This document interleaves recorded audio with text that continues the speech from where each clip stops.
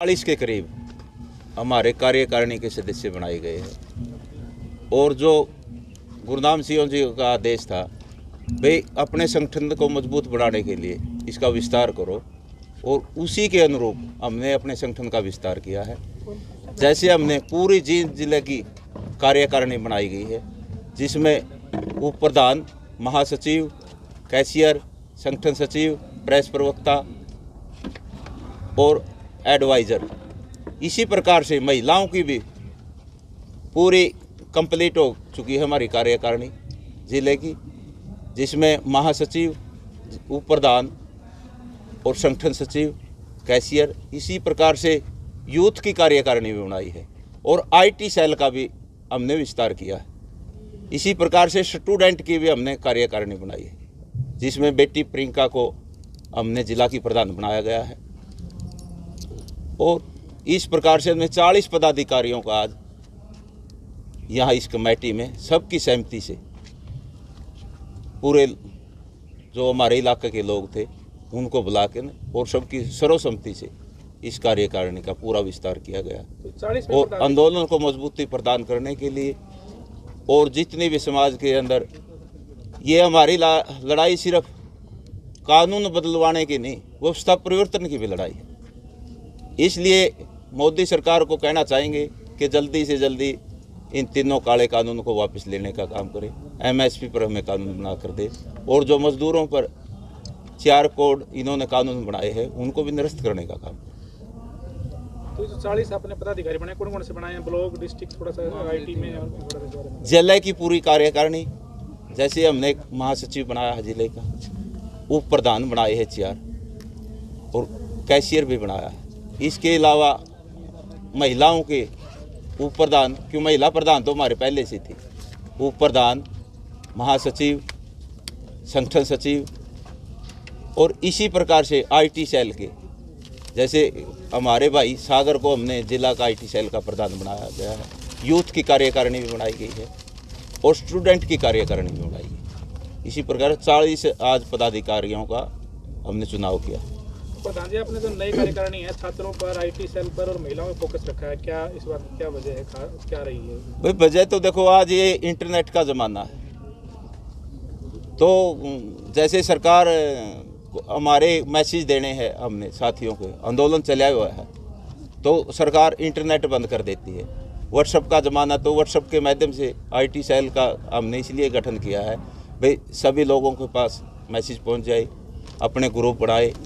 और दूसरी, जैसे सरकार तरह तरह के प्रचार करती है, उस प्रचार को रोका जाए, भाई नेगेटिविटी ना फैलाए सरकार, और उसका मुंह तोड़ जवाब दिया जाए। दूसरे लोग भी इस आंदोलन को कमज़ोर करना चाहते हैं, कई तरह के असामाजिक तत्व भी आंदोलन के अंदर घुस जाते हैं, उनके लिए भी जो दुष्प्रचार करते हैं ताकि दुष्प्रचार ना कर सके। तो मोबाइल का ज़माना है, इंटरनेट का ज़माना है, तो उसका जवाब हमारी आईटी सेल के लोग थे, इसलिए आईटी सेल का हमने गठन किया। तो कैसे काम करेंगे आगे? जो अपने पदाधिकारी बनाए हैं, आगे बड़ा लंबा समय हो गया आंदोलन को चलते हुए प्रधान जी। व्हाट्सएप ग्रुप बनाएगी, तो इसके अलावा मैंने बताया जैसे जो भी नेगेटिविटी फैलाएगी, सरकार फैलाओ या जो दूसरे तत्व है जो आंदोलन को कमज़ोर करना चाहते हैं, उनका मुंह तोड़ जवाब देने के लिए हमने इसका गठन किया है। और वो अपनी सही दिशा में, क्योंकि उनको पता होता है कि किस प्रकार से काम करना, तो लोगों को एक मैसेज भी देना होता है, और जो सही जानकारी है वो लोगों को दी जाए, इसलिए हमने आईटी सेल का गठन किया। प्रधान जी, एक चीज़ और है, जिस तरह जो बात रुकी है किसानों और सरकार के बीच, उस पर कोई चर्चा हुई आपकी? भाई आप कोशिश करो सरकार से बात करने की, क्योंकि ये चीज़ संभव हो गए, समझौता होगा बातचीत से, तो मतलब आपकी कोई इस चीज़ पर चर्चा हुई है कि भाई सरकार से बात करो? भाई हमारी तो, हमने तो कह रखा सरकार को कि किसान बातचीत करने के लिए तैयार है, लेकिन बातचीत का रास्ता तो सरकार ने खोलना है। और सरकार में बैठे ही आदमी ये बताएंगे भाई कब बातचीत होगी, किस तरह से बातचीत होगी, कौन से जगह पर बातचीत होगी। ये देश का प्रधानमंत्री गुमराह करने के लिए तो बयान देता कि मैं एक काल दूर हूँ, मैं किसानों से बात करना चाहता हूँ, लेकिन किसानों ने तो कह दिया था कि हम भी तैयार है, आप अपना प्रस्ताव रखो। लेकिन ना तो सरकार ने कोई प्रस्ताव रखा है, ना मैं कोई जगह, तारीख, समय बताया है। ये चीज़ें सरकार ने बतानी है, कब सरकार बातचीत करेगी, किस प्रकार की बातचीत करेंगी। लेकिन हमने तो स्पष्ट कर दिया भाई, जब लग ये तीनों काले कानून वापस नहीं हो जाते और MSP पर हमें कानून मिल जाता, हमारा आंदोलन जारी रहेगा और जब लग जारी रहेगा, जब लग ये कानून वापस नहीं होता। प्रधान जी 5 महीने से ज़्यादा हो गया, आपको वक्त हो गया, आपने आज जो कार्यकारिणी बनाई है, क्या इसकी जरूरत पड़ी और कितनी मजबूती दे पाएगी आपके आंदोलन को आने वाले समय में, इसमें क्योंकि लंबा समय लगने वाला है। भाई ये तो मजबूती प्रदान करने के लिए तो हमने कार्यकारिणी का गठन किया है। ये तो देखो, आंदोलन हमने देख लिया कि ये सरकार बातचीत नहीं करना चाहती, इसकी तो नीति आंदोलन को तोड़ने की है, लेकिन हमारा आंदोलन ना टूटे, इसलिए हमें सभी धर्मों से, सभी जातियों से इस कार्यकारिणी में आदमी लिए हैं। तो सभी का सहयोग होगा, सरकार को झुकना पड़ेगा क्योंकि देश के अंदर प्रजातंत्र है और ये सरकार चाहती है कि इसको किसी एक जाति विशेष का आंदोलन बनाया जाए, लेकिन हम उसको कामयाब नहीं होने देंगे। हमने आज जो कार्यकारिणी का गठन किया है, सभी धर्मों के लोग हैं और सभी जातियों के लोग इसमें शामिल। प्रधान जी, आपने लगा है इस टाइम पे जो कार्यकारिणी का गठन किया है, इसका पाछा आपका कैसे मन में यह बात हो, कोई बड़ा षड्यंत्र की आशंका हो सरकार की तरफ तक भी मजबूती, क्योंकि पीक पे है इस टाइम पे आंदोलन, तो इस टाइम पे नुकसान भी हो सकता है आंदोलन में, ताकि सोच समझ कर चला जाओ, किसी बड़ा षड्यंत्र की आशंका? बिल्कुल आशंका है भाई, क्योंकि पीछे भी कितने तरह के इन हथकंडे अपनाए हैं। कभी किसानों को खालिस्तानी बताया, कभी मौवादी बताया, कभी हमारे अंदर SYL का मुद्दा छोड़ा, कभी छोटे बड़े किसान का मुद्दा छोड़ा, और तरह तरह के षड्यंत्र भी किसानों पर रचे गए हैं। लेकिन किसानों की तरफ से, संयुक्त किसान मोर्चा की तरफ से सरकार को मुंह तोड़ जवाब मिला है, इसलिए षड्यंत्र तो आगे भी कुछ हो सकता है, लेकिन आगे भी मुंह तोड़ जवाब मिलेगा, इसमें कोई दो राय नहीं है। किसान अब जागरूक हो चुका है, किसानों के बेटे बेटियां पढ़े लिखे हैं, तो को झूठे बातों में ना तो किसान फंसने वाले हैं, और ये आंदोलन शांति से और संयम से और अनुशासन में इसी प्रकार चलता रहेगा। टिकरी बॉर्डर पर हुई घटना को आप किसी षड्यंत्र के साथ में जोड़कर देखना चाहो, सरकार इसका नाजायज फायदा उठावेगी या नहीं उठावेगी? भाई देखो, उस घटना की तो हम निंदा करते हैं, लेकिन हम तो मांग करते हुए जो दोषी है उनको सजा मिलनी चाहिए। लेकिन सरकार का हथकंडा भी हो सकता है किसान आंदोलन को बदनाम करने के लिए, लेकिन हमने तो मांग करी है भाई, सही तरीके से जांच होनी चाहिए, और अगर जांच में दोषी मिले तो उनको जेल में भी डालना चाहिए। क्योंकि नाम 6 आए थे, लेकिन बाद में एक्चुअल में कह रहे थे कि 2 ही नाम आने चाहिए थे इसमें।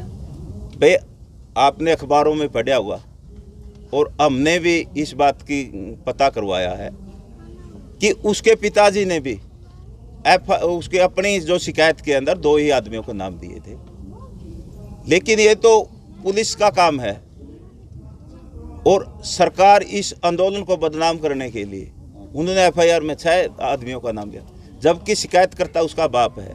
उसने किसानों से भी बातचीत की है, और किसानों ने भी प्रेरित किया था कि आप शिकायत करो, हम आपके साथ हैं। और आज भी संयुक्त किसान मोर्चा के नेता उसके बाप के साथ, उस बेटी के साथ है जिसके साथ ये घिनौनी हरकत। सोशल मीडिया पर जो तस्वीरें वायरल हो रही हैं, गुरनाम सिंह चुड़नी के साथ में तस्वीरें दिखाई जाएं, नज़दीकियां दिखाई जाएं, किसी पॉलिटिकल नेता के साथ में नज़दीकियां दिखाई जाएं, तो इसको आप किस नज़रिए से देखो?